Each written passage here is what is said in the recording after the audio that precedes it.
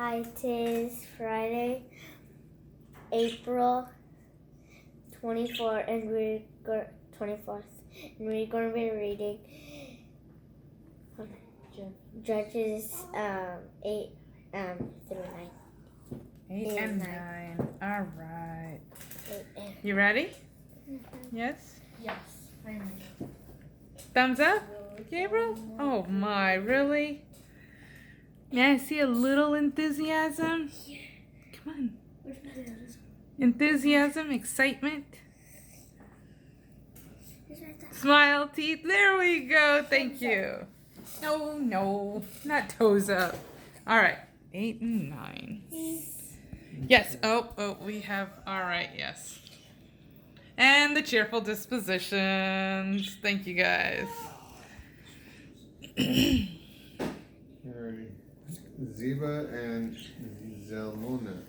Then the men of Ephraim said to him, What have you done to us by not calling us to go and wage war against Midian? They argued heatedly with him. He said to them, What have I done now compared to you? Are not the gleanings of the grapes of Ephraim better than the harvest of Abizur? It was into your hands that God gave the Midianite commanders, Oreb and Zeb, what I was able to do compared to you. When Gideon said this, their anger against him cooled down. Then Gideon came to the Jordan and crossed over, he and the 300 men who were with him. Exhausted but still pursuing, he said to the men of Sukkoth, Please give some loaves of bread to the people who are following me, for they are exhausted, and I am pursuing Ziba and Zalmunna, kings of Midian. The officials of Sukkoth said, Are the hands of Ziba and Zalmunna already in your hands, that we should give bread to your army? So Gideon said, Because of this, when the Lord gives Zeba and Zalmunna into my hands, I will tear your bodies with desert thorns and briars. Oh my. He went up from there to Peniel and spoke to them in the same way. The men of Peniel answered him just as the men of Sukkoth had. So he also said to the men of Peniel, When I return safely, I will tear down this tower. Now Ziba and Zalmunna were in Karkor with their armies, about 15,000 survivors. They were all who were left of the army of the Kedemites, for 120,000 arms-bearing men had fallen. Gideon went up en route of the tent dwellers east of Nobeth and Jogbahath, and attacked the camp while the army was off guard. Zeba and Zalmunna fled, and Gideon chased after them. He captured Zeba and Zalmunna, the two kings of Midian, and the entire army was terrified. Gideon, son of Joash, returned from battle by the pass of Heres. He captured a young man from among the men of Sukkoth and asked him to write the names of the leaders and elders of Sukkoth, 77 men. Then he came to the men of Sukkoth and said, Here are Zeba and Zalmunna, about whom you taunted me with. You said, Have you subjugated Zeba and Zalmunna that we would give bread to your weary army? He took the city elders and disciplined the men of Sukkoth with thorns and briars of the wilderness. He tore down the tower of Peniel and killed the men of the city. Then he said to Ziba and Zalmunna, What kind of men did you kill at Tabor?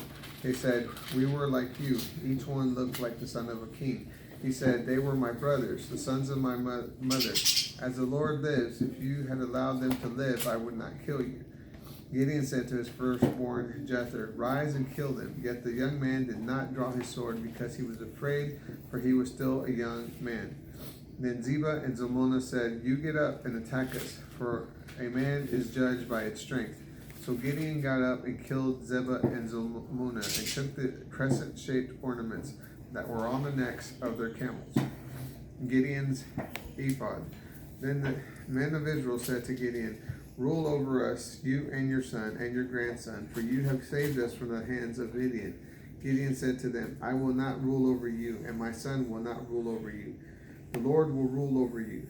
Gideon continued, I have a request to make of you, that each man would give me an earring from his spoils. Their enemy had golden earrings because they were Ishmaelites. They said, We will certainly give them. So they spread out a cloak, and each man drew a ring of his spoils, and there the weight of the gold earrings that he requested was 1,700 gold shekels. This was in addition to the crescent-shaped ornaments, jewelry, and purple clothing worn by the kings of Midian, as well as the chains hanging on the necks of their camels. Gideon used these things to make an ephod. He put it in the city in Ophrah, and all of Israel prostituted themselves to it there. It became a snare to Gideon and his family.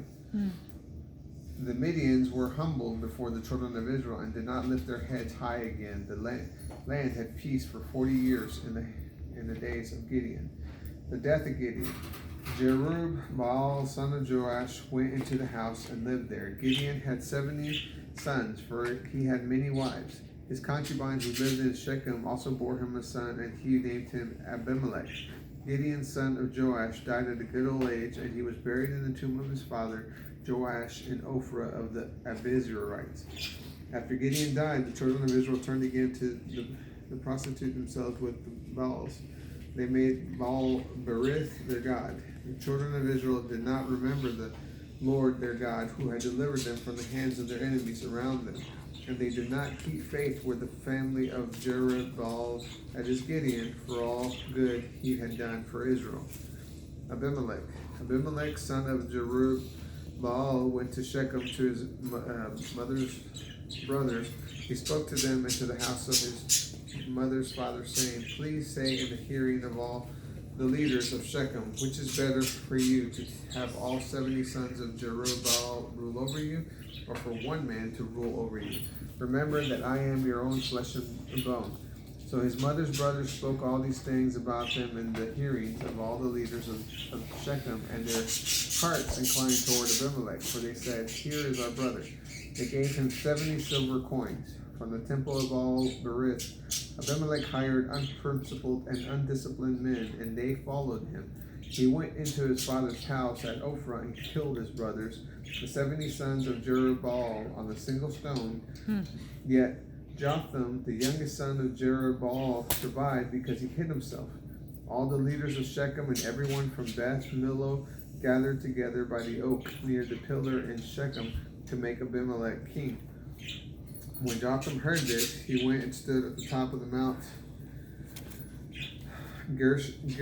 Gerizim.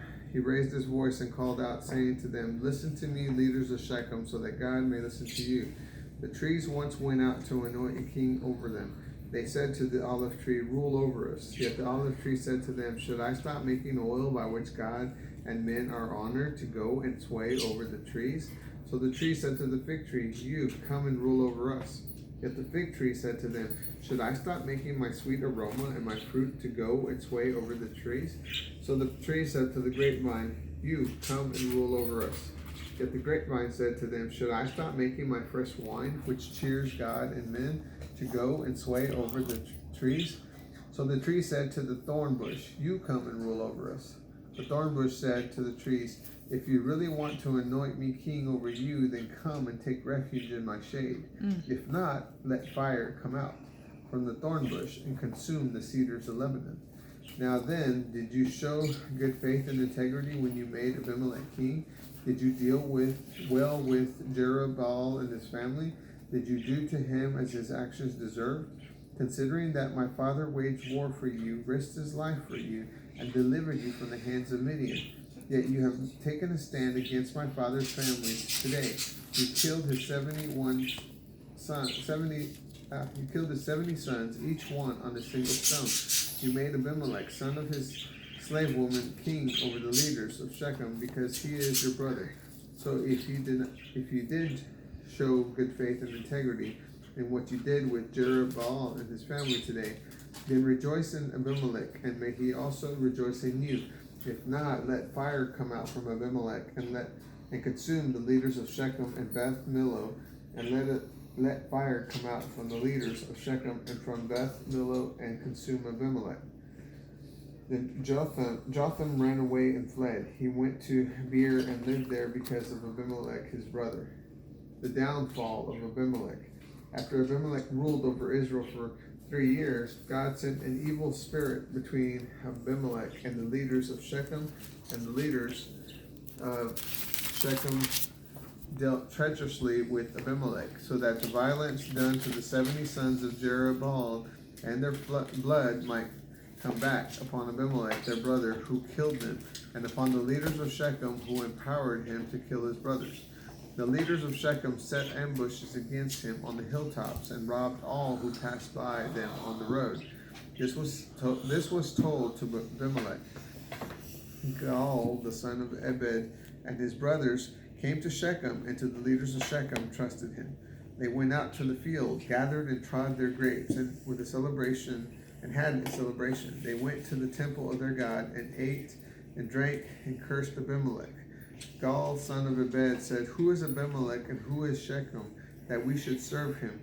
Is he not the son of Jerubbaal, and is not Zebul his officer? Serve the sons of Hamor, the father of Shechem. Why should we serve Abimelech? If this people were under my command, I would get rid of Abimelech. So he said to Abimelech, Muster your army and come out. Then Zebul, the city ruler, heard the words of Gaal, son of Ebed, and he burned with anger.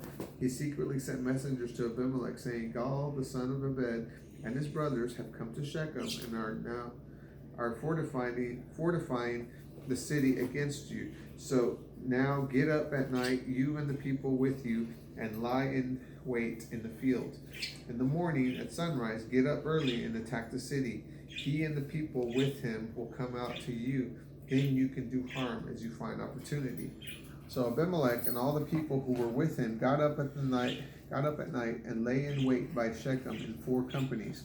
When Gaal, son of Ebed, went out and stood at the entrance of the city gate, then Abimelech and the people who were with them got up from their hiding places. Gaal saw these people and said to Zebul, Look, people are coming down from the hilltops.